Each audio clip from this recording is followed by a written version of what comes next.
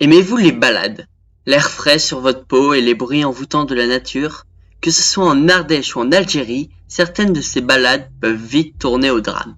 127 heures dans une crevasse, 438 jours de naufrage ou encore 10 jours infernaux dans le désert. Aujourd'hui, nous allons voir 3 histoires de survie surréalistes. Aaron Ralston, 127 heures dans la crevasse. L'histoire, à l'époque, a fait la une des journaux américains, au printemps 2003. Et pour cause, tout commence l'année précédente. Ingénieur en mécanique brillant, diplômé de la Cherry Creek High School de Greenwood Village dans le Colorado, ainsi que de l'université Carnegie Mellon de Pittsburgh en Pennsylvanie, Aaron Ralston décide brutalement de changer de vie.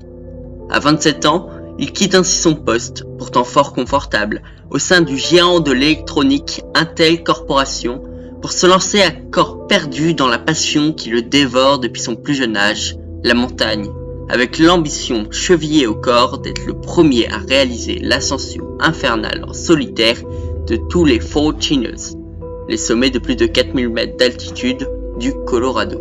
Le 24 avril 2003, il quitte ainsi Aspen avec quelques barres énergétiques sur lui et gagne le Canyonland National Park, un parc national situé près de Moab dans l'état de l'Utah qui offre d'extraordinaires panoramas au milieu de rochers parfois très escarpés, propices à une préparation adéquate pour de nouvelles ascensions.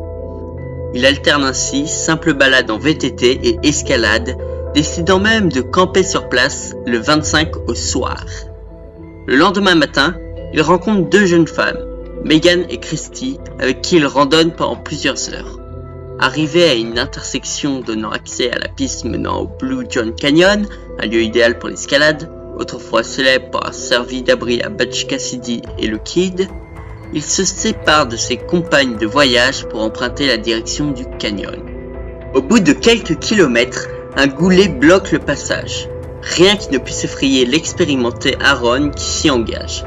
Le passage s'avère de plus en plus étroit et le jeune sportif, vêtu d'un simple short, d'un t-shirt et équipé de cordes de rappel et de 4 litres d'eau, doit s'employer pour escalader cette faille qui offre cependant plusieurs points d'appui. Il n'a aucune peine à enjamber un gros bloc de granit coincé en équilibre entre les deux parois lorsque brusquement, ce dernier de plus de 300 kg pivote sous l'effet de son poids. Aaron a juste le temps de retirer sa main gauche, mais ne peut empêcher son avant-bras droit d'être broyé par la masse rocheuse qui s'écrase contre la paroi. L'alpiniste hurle de douleur, il est désormais pris au piège de la pierre qui retient sa main. Rapidement, cependant, il fait preuve d'un sang-froid en tout point remarquable et met en œuvre des mécanismes de survie élémentaires tels que le rationnement de son eau, la mise en œuvre d'un treuil pour reposer ses jambes ou la construction d'un hamac de fortune pour la nuit. Il pense également à utiliser son couteau, un simple canif, pour tenter d'entamer la roche et parvenir à faire levier de manière à libérer sa main. Avec une infinie précaution, il parvient ainsi à libérer son sac de son dos et attraper son canif avec la seule main qui lui reste de libre. Il comprend pourtant vite que ses efforts sont vains. La nuit tombe, glaciale et lugubre, le temps pour Aaron de faire le point. Il dispose encore de 3 barres de céréales et de 2 petits sandwichs mexicains qui vont lui permettre de se recharger en énergie pendant plusieurs heures. 3 solutions s'offrent à lui. Parvenir malgré tout à faire bouger la pierre, ce qui demeure hautement improbable, être secouru par un promeneur, ce qui constituerait un vrai miracle dans ce lieu isolé de tout, ou couper son avant-bras droit afin de se libérer de son supplice. Une décision difficile à admettre.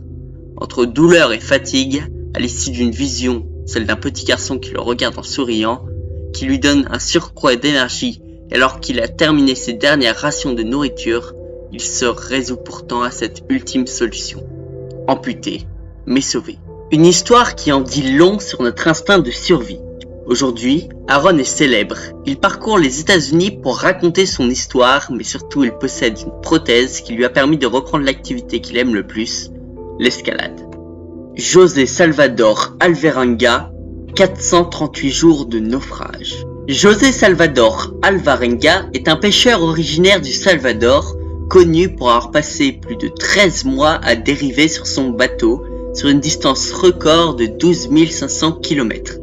Le naufragé du Pacifique, comme il est désormais surnommé, a survécu tant bien que mal en se nourrissant de poissons et d'oiseaux et en buvant du sang de tortue ou son urine.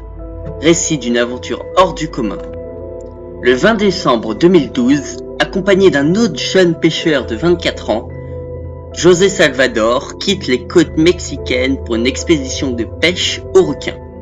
Pris dans une tempête, leur bateau de 7 mètres de long est entraîné vers le large. Au même moment, le moteur lâche, et sans radio à bord, les deux pêcheurs commencent une très longue dérive sur l'océan. Les deux hommes sont donc contraints de survivre via un régime alimentaire peu appétissant. Poissons et oiseaux crus, et en guise de boisson, du sang de tortue ou de l'urine. Un mode d'alimentation auquel aura succombé le jeune pêcheur de 24 ans qui décède 4 mois après le début de leur périple. Après 13 mois de dérive, le pêcheur de 36 ans qui a survécu à la solitude et à la dépression finit par s'échouer sur les îles Marshall, soit à 12 500 km de son point de départ. C'est dans la nuit du 29 janvier 2014 qu'il atteint l'atoll d'Ebon, où il interpelle les deux seuls habitants de ce coin isolé en criant à l'aide. Rapidement secouru, le problème de la langue se pose très vite pour ce pêcheur qui ne parle que l'espagnol. À l'aide de la mère de l'île et de son fils qui a appris quelques mots d'espagnol grâce à la série télévisée Dora l'exploratrice, José Salvador finit par se faire comprendre et il est rapidement transporté à l'hôpital souffrant de déshydratation. Mauro Prosperi, 10 jours dans le désert. Le marathonien romain, médaillé d'or par équipe au pentathlon au JO de Los Angeles, a participé au Marathon des Sables en 1994, une course de 250 km en 5 étapes dans le Sahara, considérée comme la course la plus difficile au monde. Après une tempête de sable longue de 8 heures, Mauro s'endort pour se reposer. Mais à son réveil, il se retrouve au beau milieu du désert algérien, sans aucun repère. Les secours se mettent à sa recherche, en vain. Avec une réserve d'eau limitée, Mauro survit en buvant sa propre urine et en mangeant des chauves-souris. Il perd 18 kilos et est retrouvé au 10e jour par des nomades algériens qui lui sauvent la vie. Dans son livre biographique, Ces 10 jours au-delà de la vie, Mauro a également déclaré qu'il avait tenté de se suicider en se coupant les veines, mais le sang était si épais qu'il en sortait à peine. 2 ans plus tard, le marathonien a participé à nouveau à la compétition sportive et 5 fois de plus par la suite. Son histoire a été racontée dans la série documentaire Losers, diffusée sur Netflix et qui alterne images d'archives, interviews et scènes animées de reconstitution. Ces histoires incroyables montrent que l'être humain est capable de se sortir de n'importe quelle situation. Du désert à la mer, on a vu certaines des histoires de survie les plus incroyables. N'hésitez pas à me proposer des vidéos en commentaire. J'espère vraiment que cette vidéo vous a plu. N'hésitez pas à vous abonner et à liker. Merci à tous. Ciao!